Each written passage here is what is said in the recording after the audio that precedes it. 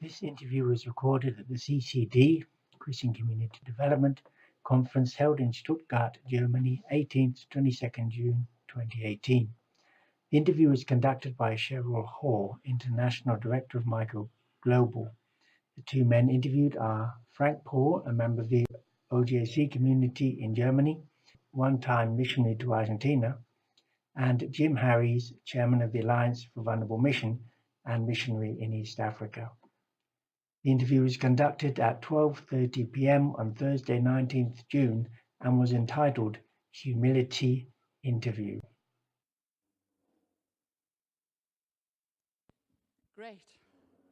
So the one question that's burning on my hearts for Jim and for Frank, and I hope it's something that you're asking as well, aren't you British? I am British.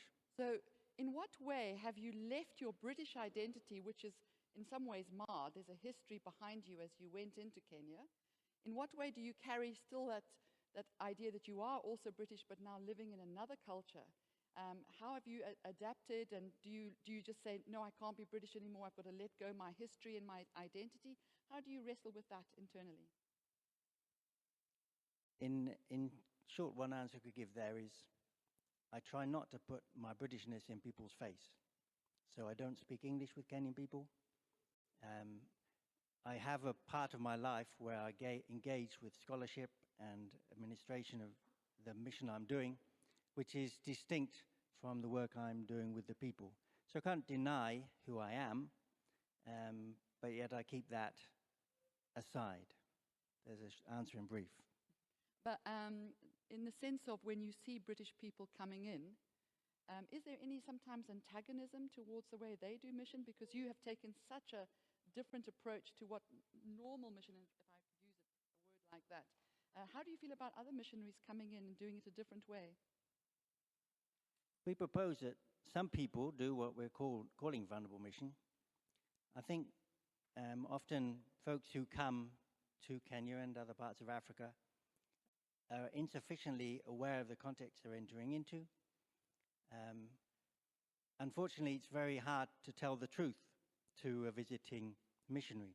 Now, I can explain this in, let's say, quite a simple way. If someone comes into an African context from the West and they have money, and even if they don't have money, they're assumed to have money, and they have an idea of what they want to do, as soon as they make contact with the African people, it's very hard for the African people to refuse that idea, because that's like turning down money. Now, the idea may be absolutely unworkable, but if I say to the person, look, what you're trying to do isn't going to help, they go to the African and, no, it'll work. Who is Jim anyway? So one thing we need to be aware of when we move into an unforeign culture, particularly given our identity for money, even if you deny you don't have money, it takes about 15 years, I think, for people to take you seriously on that. You won't quite likely be told the truth. I think it takes longer than 15 years. But what about short-term ministry? You know, you've got the YWAM, the OM, the different groups. Do they have a place in this? How do they get incarnational? They're only going to be there for a short time, and language may be very hard for them to learn. Do they have a place in this type of ministry? How to make friends amongst people, eh? So if I say short-term ministry, short-term missionary is not good, how many friends do I make here? About 0. I could ask a related question. Can we allow short-term marriage? Are we ready to permit short-term marriage? I would love it if someone would give me a license. Sounds very good idea to me, but yet we don't allow it. Again, of course, it's wonderful and you'll get a wonderful reception and people will love you for your money.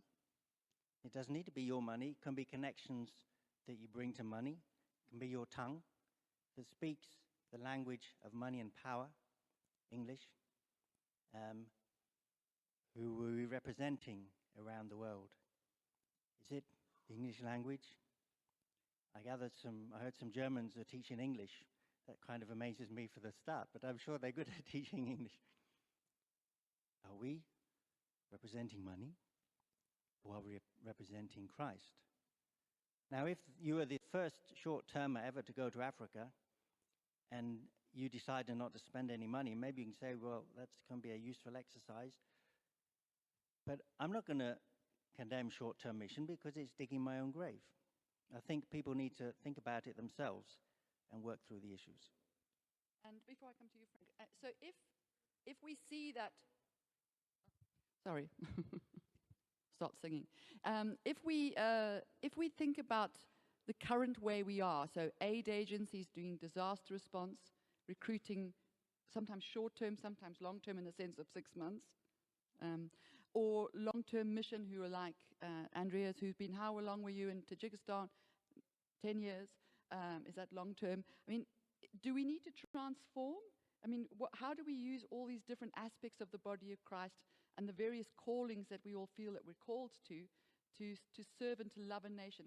If you were to tell us this is what you feel God's saying that we need to transform, what would that be, Jim? I think number one is use the language of the people. Now, the people might tell you, use English. Well, you've got to ignore that.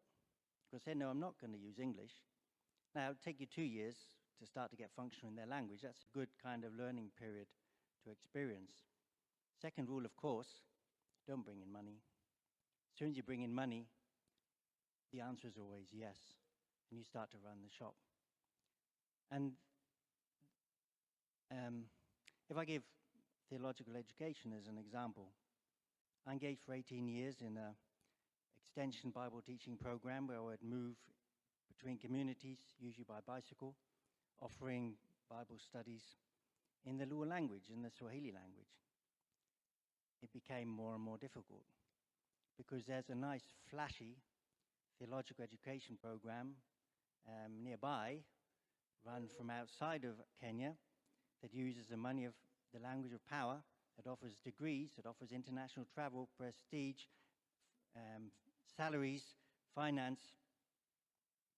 We can't do indigenous theology except orally. If you write it, well, anything to be written that might want to be published, well, it has to be in English, or someone will translate it, and then it comes under the critical eye of the people who know very little about what's going on in Africa, and they either say yes or no for publication. We're killing African theology. These are things that we need to take seriously. Go to the community, learn the language. When you've learned the language, you know, surprisingly, when you become more familiar with the culture, you don't want to do your own thing because there are people already doing something, and it's not a matter of funding them. I'm sorry, but you're the fool. You're the fool. I'm the fool. When I come in that community, they know what they're doing. I don't. I try to be with them as a brother in Christ. And you saw I work with a lot of different churches. I think you can't do that if you have money, because as soon as you give money to that church and that church discovers, if you don't give the same to that church, they're jealous of that church. Money's a killer in that respect.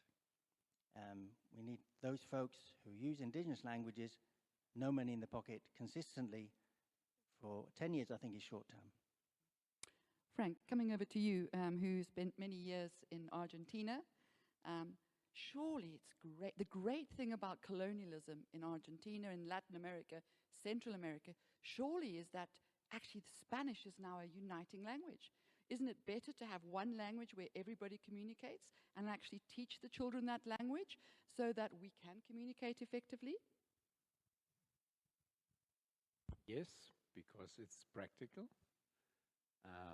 But I was told by the same indigenous nowadays friends that they were stopping to speak their language because of the many problems they had when people did not understand their own, communicating with their own language to non-indigenous people.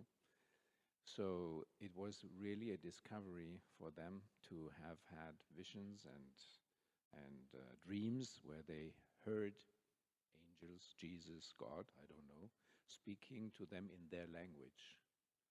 So they discovered they have their own identity, they are not second class, they don't have to switch while they pray the language, and that they are right as they are. So my way of relating to them, I learned, has to be to communicate the language that God communicated with them.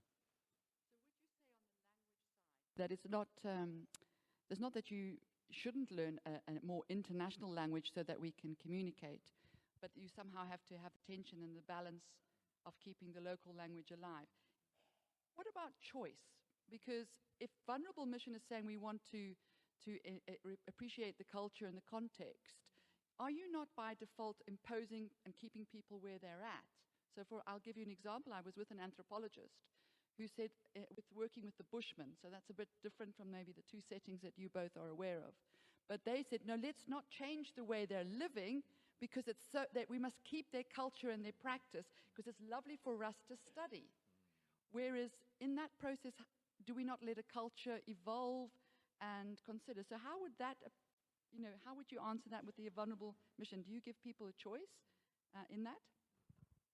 I remember very well a meeting where indigenous people and pastors were present, where they were told, you have to be with your own original identity, leave Christianism behind. And one pastor stood up and told the person who had been talking like this, you don't know what we were fearing beforehand. And the question was solved. And the other thing that comes to my mind is a very good indigenous friend and pastor. He taught us that what they need is not others to bring them things or to teach them their things, but to help them understand what is going around in the world they live in, with a minority within the big society in Argentina, where they don't play any role. They are not important, so that they would understand and then decide themselves what is useful for them. And it was beautiful for me to see how in that community and other communities, they, let's say, used us. They were happy with us to be their partners in talking around the fire after the services, having had time to worship, and then talking about what was important for them.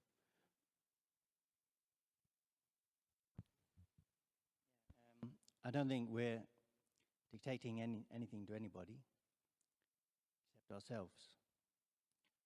Are you prepared to depower yourself in the context in which English is power? Are we denying people? Yes, if you force the use of a Western dualistic language onto people, then you deny them the ability to think in their own way. They're forced to think, to express their thinking according to somebody else's code. And that only works when that somebody else is in charge. Now, you're aware of dependency, I think. As long as English rules in Africa, so will the Westerners, because we know how English is supposed to be used and how it functions. So I say forcing because I think it is forcing economically people to use an unfamiliar tongue. Now, maybe we need to think about a lot of us who are coming from an aid or a project approach to change and transformation. We need to make a project plan. We do a baseline assessment. We have to write proposals. We have to monitor and evaluate. What about approach where you need structure, you need to have people advocating for change at government level, and you have to have different types of approaches to bringing about good for the whole country or for the whole community? Should we remain organic, or should we have these structured approaches for projects, etc., in this kind of incarnational ministry? Tends to be, can those who are project-oriented allow what we're calling a vulnerable mission to thrive? I find often missionaries and short-termers feel threatened by someone who seems to know more than they do. So they come into a context and they use English, and there you are, and you understand what people are saying. project orientation, people tend to be very busy. There's their lives to be saved. And there's this person who is behaving like a lazy African, but he's a Brit. Race is a big issue here. We white folks from the West, we are the supermen. We come and we save. We run the projects, we put everybody right and sort it out for the Africans. Now they come over here and live with us. When we go over there, we build a cocoon around ourselves. Are we superior people so that we never take on other people's values, even to start? You know, we hit the ground and there's a problem, now we're going to solve it. Well, what about trying to get to where people are so that you can actually be looking at the problems the way people look at them? Because until you get to that position, what you're solving is perpetuating your domination. The team, I was sharing about that one night, the team which we belong to was part of a big network. And I always appreciated a lot having been part of a network of a lot of different NGOs, people of goodwill, from different churches, from no church. And we had our annual meeting. And so it was possible to get in contact with all the others, several days with children as families, if we had families. And we were appreciating each other, those who were doing certain types of projects, and they were appreciating that we would not do any project, but we were walking around in the communities, hearing a lot of things that would never have been told to others. But as we were befriended in the network, we would share that. Even when I saw in my walking around, driving around, cycling around, certain circumstances, I would afterwards at my home call some of these friends and say, couldn't you look after this community or approach them? So we helped each other and they appreciated our approach as well. So I've got one more question for you both, but before I ask that question, I'd like to ask the question to the group, if you don't mind, so we get them a little bit active. You've heard a lot about transformation today. You've seen heart change with Rhiannon and Joseph, the need for that healing. But what is success? We're putting all our sweat and tears and love into this work.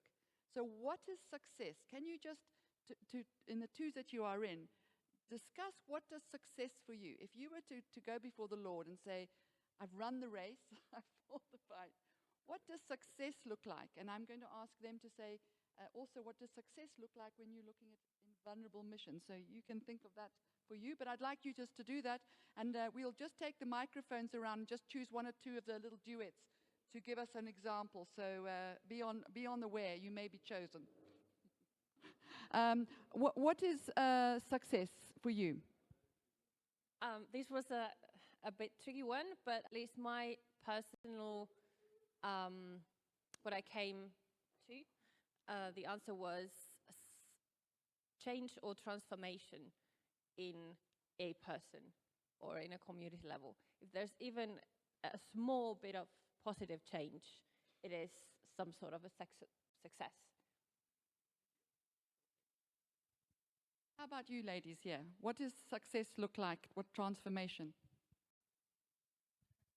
I think we said, first of all, the only one who can really measure is God, and we will always have a limited idea.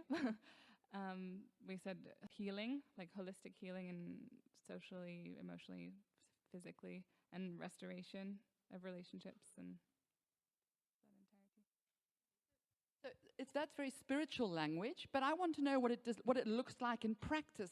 You know, if I was walking into a community, how would I know what success looks like in South Sudan? What does success look like in South Sudan? He doesn't know that. But isn't that a very honest answer? Because we're sitting here and we're saying, well, what does it look like?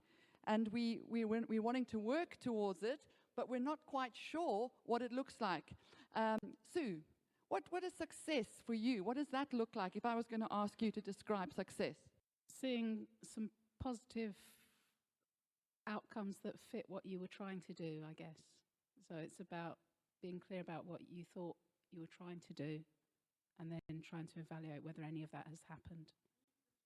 So my line of work will be teaching, and for me a positive outcome would be a student who had a new insight into what God might be calling them to do. For me, it is if, so in Hungary, we work with the Roma communities, and very often we experience that the majority pastors and congregation, as Sabina just told, don't treat really as equal the Roma people, and they can sit in the last pews, or they can become just like the Hungarians are. And for me, success is if I see that the Roma community and leaders are empowered, and they are coming up with their vision for their community, and we work together, and reconciliation is happening, so the deep down wounds are healed, and we can really go together for our goals, but they are in the same way in leadership positions, and not just led people. It can be very simple. If you're hungry, success is when you're not hungry.